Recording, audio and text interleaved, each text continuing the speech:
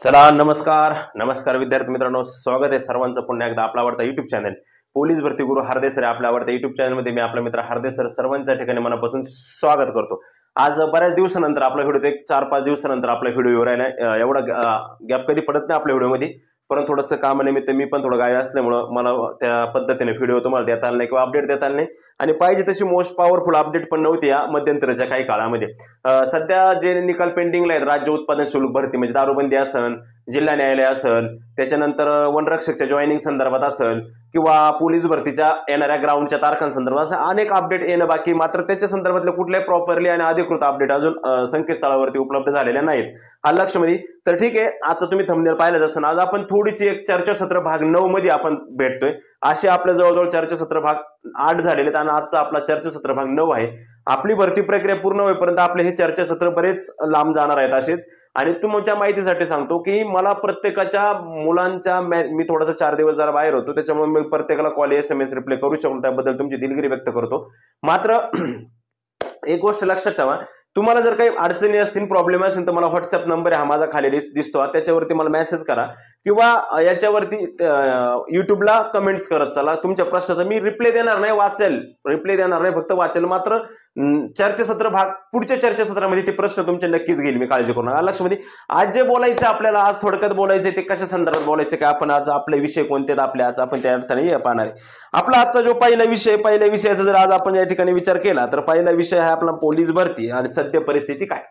Police भरतीच्या सद्य परिस्थिती संदर्भात एक बातमी फिरते काल परवापासनं आणि मुलं सतत मला विचारणा करतायत, तर तुम्ही आता दिसणार नाही, तुम्हाला स्क्रीन ब्लर होईल त्या ठिकाणी।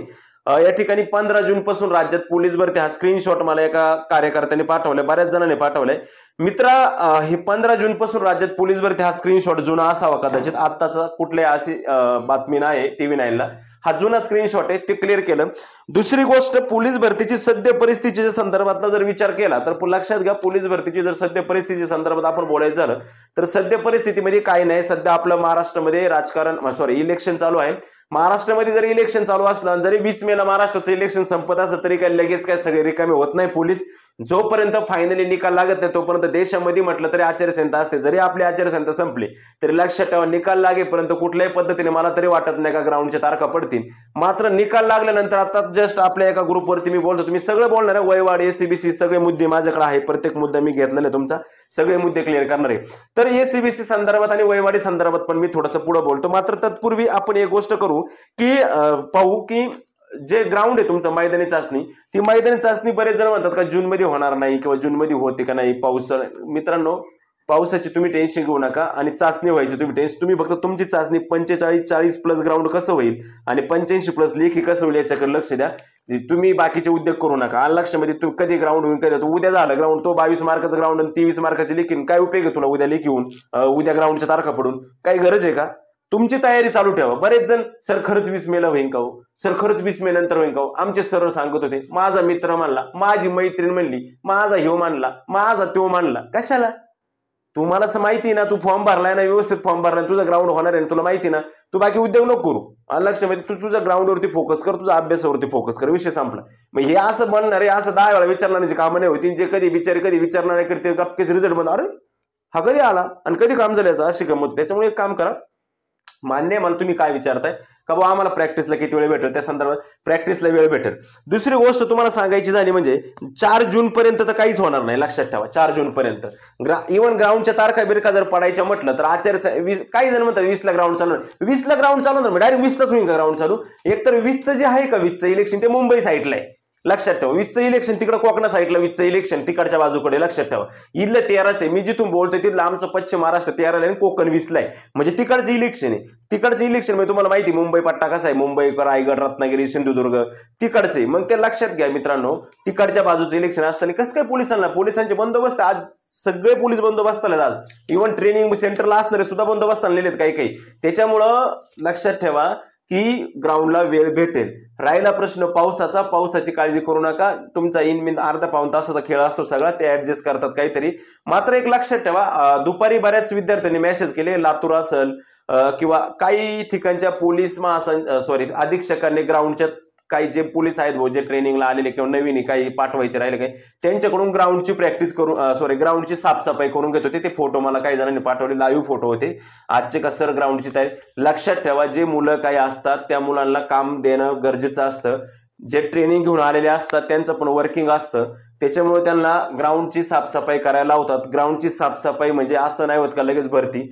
ग्राउंडची साफसफाई पोलीस भरतीची जाहिरात नसती तरी त्यांना ग्राउंडची साफसफाई ते करून घेतात. ते नवीन मुलं आलेले कॅन्डिडेट त्यांच्याकडनं एक वर्किंगचा भाग असतो त्यांचा, तो भाग वेगळा आहे. मात्र ग्राउंड आपलं होऊ शकतं मित्रांनो 1 महिना 1.5 महिन्यामध्ये, म्हणजे जूनमध्ये आपलं ग्राउंड जाईल आणि जूनच्या दरम्यान आपल्या ग्राउंडच्या तारखा बिरखा पडू शकतात. राहिला प्रश्न पावसाचा. ज्या दिवशी पाऊस असेल त्या दिवशी ते बंद ठेवतील ग्राउंड. 4 दिवस बंद ठेवतील, 2 दिवस बंद ठेवतील. पाठीमागच्या वेळेस कुठं ग्राउंड झालं पाहिलं नाही का तुम्ही, कसं ग्राउंड झालं. त्याच्यामुळे तो एक प्रश्न आहे. त्याच्यामुळे आता परत सांगतो, अधिकृत माहिती आल्याशिवाय ग्राउंड बद्दल कोणी काही विचार न करू नका. सध्या परिस्थिती पोलीस भरतीची काहीच नाही, फॉर्म भरून गेलेले आहेत. सगळ्यात महत्त्वाची दुसरी गोष्ट म्हणजे मैदानी चाचणीच्या तारखा होणार आहेत जाहीर त्या इलेक्शन नंतर, आचारसंहिता संपल्यानंतर, इव्हन लोकसभेच्या निकालानंतरच त्या तारखा जाहीर होऊ शकतात. 2 प्रश्न क्लिअर झाले. पुढच्या प्रश्नाकडे जातो मी.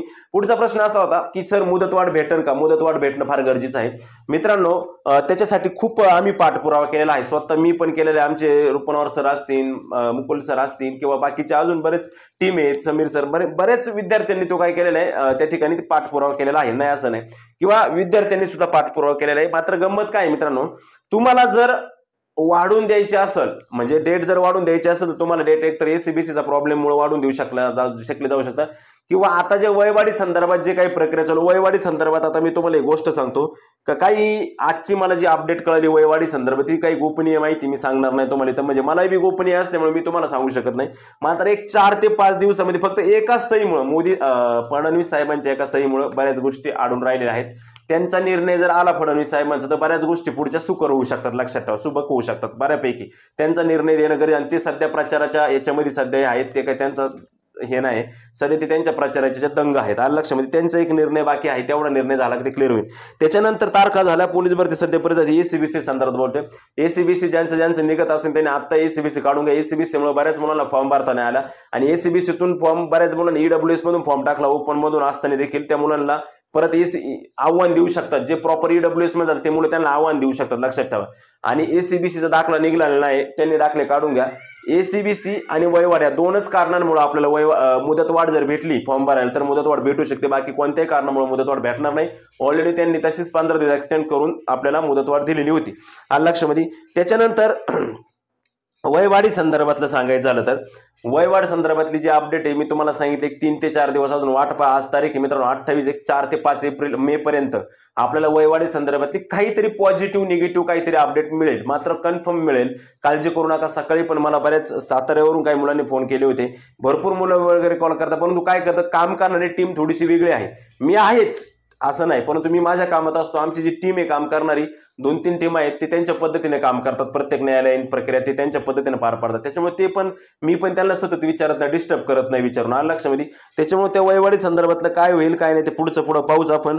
त्याचं काय नाही, फॉर्म भरण्याची मुदतवाढी संदर्भात पण जरा संदिग्धता आहे अजून, आपण खात्रीशीर सांगत नाही. जी काही आज माहिती सांगितली ही फक्त तुमच्या शंकांचं थोडंसं निरसन करण्यासाठी सांगितलेले आहे, जेणेकरून दुसरी गोष्ट म्हणजे जेणेकरून तुम्हाला लक्षात ठेवा का डिस्टर्ब माइंड होऊ देऊ नका, मला हे सांगायचं तुम्हाला. आणि बिलकुल कुठल्याही भूलतापांना बळी पडू नका का असं झालं हे सर म्हणले. कोणालाच काही माहित नसते, लक्षात ठेवा. कोणालाच काही माहित नसते. मी पार कुठून तरी विचार करून अधिकारी वर्गाकडून एखाद्या मित्र परिवाराकडून डिपार्टमेंट मधल्या एखाद्या व्यक्तीकडून अधिकृत माहिती काढण्याचा प्रयत्न करतो, तरी माझ्या पण अधिकृत माहिती येत नाही. तुमच्या कुठेतरी गावाबिवात एखादा मित्र असतो म्हणतो तारखा पडल्यावर का, असं नाही. कालचा किस्सा आहे. काल एक मुलगी म्हणली तारीख माझं हॉल तिकीट आलं, तारखा पडल्या. तिला विचार कसं, ते म्हणले आमचे सर म्हणले 20 तारखेपर्यंत ग्राउंड चालवणार आहे आणि आधीच काही होणार नाही असं काही. आलं लक्षामध्ये. अधिकृत तुम्ही सुज्ञान नागरिक आहात, सुज्ञान विद्यार्थी आहात, अजिबात नाही. सध्या फक्त 2च गोष्टींवर फोकस करा, एक म्हणजे ग्राउंड आणि दुसरं म्हणजे लेखी. ह्या 2 गोष्टींवरती फोकस करा. त्याचं लोड नाही घेऊ तुम्ही. तारखा कधी पडणार का, मी आहे ना तारखा कधी पडा द्या पाहिला आणि तुम्हाला सांगायला. तुम्ही कशाला चॅनल सबस्क्राईब करून ठेवा फक्त आपला. सगळे चॅनल सबस्क्राईब करून द्या. तारखा कधी पडत आहे कधी काय मी सांगतो तुम्हाला ना, तारखा कधी पडतील, हॉल तिकीट कधी येतील, काय होईल, पेपरचं काय, कट ऑफ काय वगैरे वगैरे, ते तर लय व्हायचं अजून पुढं. आलं लक्षामध्ये? तुम्ही फक्त चॅनल सबस्क्राईब करा, निवांत राहा, डोक्याला ताण ना घेऊ तुम्ही. आलं लक्षामध्ये? आणि हो, पोलीस भरतीची तयारी जर करत असाल तर आपण पोलीस भरतीची तयारी करणाऱ्या विद्यार्थ्यांसाठी आपली ऑफलाईन टेस्ट सिरीज आहे मित्रांनो. 1 मेला तुम्हाला डिस्काउंटमध्ये भेटेलच. मात्र आज आणि उद्या तुम्ही कंटिन्यू प्रवेश घेऊ शकता. इव्हन लेखी परीक्षेपर्यंत तुम्ही कधी प्रवेश घेऊ शकता आपल्या ह्या ऑफलाईन पीडीएफला. ही जी ऑफलाईन पीडीएफ विद्यार्थी मित्रांनो, आपली ही ऑफलाईन पीडीएफ ज्या आहेत, ऑफलाईन म्हणजे 50 पीडीएफ भेटणार आहे आणि 50 पीडीएफच्या प्रश्नपत्रिका आणि त्याच 50 पीडीएफ प्रश्नपत्रिकांचं 50 पीडीएफचं स्पष्टीकरण पण तुम्हाला भेटणार आहे फक्त 200 रुपयामध्ये मित्रांनो. तर तुम्ही त्वरा करा, खाली दिलेल्या नंबरवरती संपर्क करू शकता आणि पीडीएफ आपल्या ऑनलाईन स्वरूपात घेऊ शकता. ओके, ठीक आहे. त्याचबरोबर पुस्तकाच्या बाबतीत मी तुम्हाला समोरील एका छोट्याशा व्हिडिओमध्ये माहिती देतोय, ती तुम्ही सविस्तर पाहून घ्या आणि तुम्ही पुस्तक पण ते खरेदी करू शकता. ठीक आहे. काही महत्त्वाचे अपडेट आले, महत्त्वाची माहिती आली तर मी परत नव्याने घेऊन येतो. तोपर्यंत मी तुमची रजा घेतो. जय हिंद, जय भारत.